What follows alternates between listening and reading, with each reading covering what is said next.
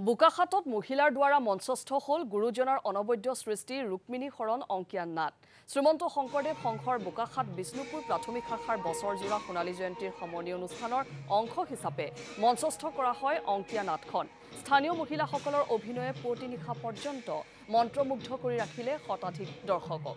অনুষ্ঠানত উপস্থিত থাকি মহিলাসকলৰ এই প্ৰচেষ্টাৰ শলাগ ল'লে মন্ত্ৰী তথা স্থানীয় বিধায়ক অতুল বৰাই। বহুত ভাল লাগিলে কিয়নো আমি ইমান বয়সত যে ইমান এখন শংকৰদেৱৰ অমূল্য সৃষ্টি অংকীয়া নাট কৰিবলৈ পাই নিজকে ধন্য মানিছোঁ। যিহেতুকে আমাৰ বহুত ভাল লাগিল ক'বলৈ সীমা নাই। বহুত ভাল লাগিলে আৰু নতুন অভিজ্ঞতা। এইটো জীৱনত প্ৰথম কৰিছোঁ এইবাৰ ৰুক্মিণী শৰণ অংকীয়া নাটখন।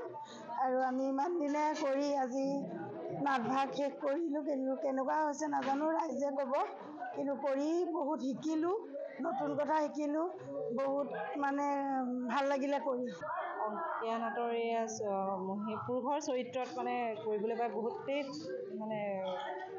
সুখ অনুভৱ কৰিছোঁ আৰু নিজকে সৌভাগ্যৱানো অনুভৱ কৰিছোঁ যে অংকীয়া নাটৰ নিচিনা এখন নাৰদ আৰু ভিক্ষুকৰ কেৰেক্টাৰ মই কৰিছোঁ। সেইটো কৰি মই বহুতেই সুখী আৰু নিজকে সৌভাগ্যৱান বুলি